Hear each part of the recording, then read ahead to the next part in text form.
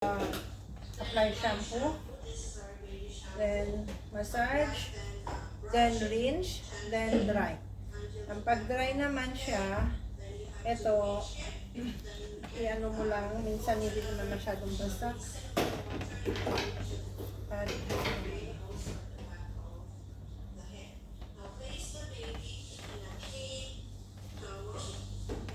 okay. Then, tanggalin ito, lalo sa mga ladies, mahabang buhok. Then, ibalik na ang una. Balik na. Then, mag-start na sa face. Ang mauna, ma'am, oral tapos yung shampoo. Oral, shampoo, face, Face. ice muna. Okay. Maglagay ng mitt, corner, tapos yung isang corner dito sa kabila. Para pag ito ay may infection, hindi mahawa yung isa.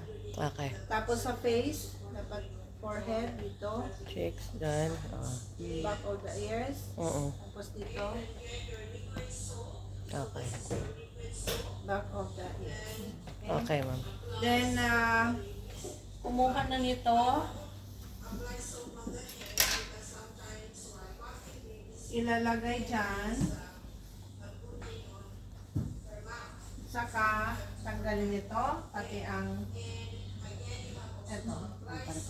Tapos mag-start na sa head. Sa hand, from wrist to elbow to shoulder, axilla and head.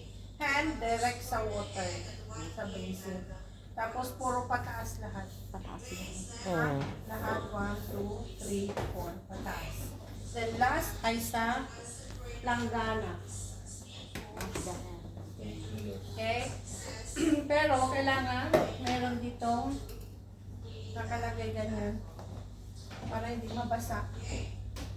And then, pat and dry. Okay? Pagkatapos dito, pag dito na naman, provide privacy. Dapat ganyan ang paglinis. Chest and abdomen. Tapos pag dry, pat and dry. Okay? Okay.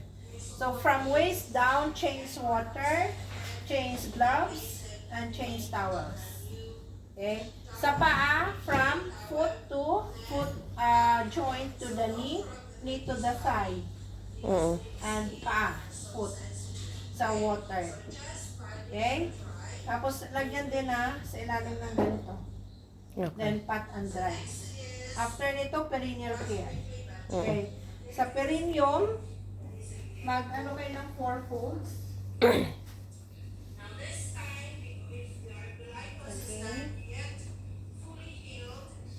Ganitong paghawak. Sa perineum, start from up, down. Pag sa buttocks, down, up. Okay? Ganon. Tapos, up, down. Ganon. Sa kabila na naman, hita. Ganyan.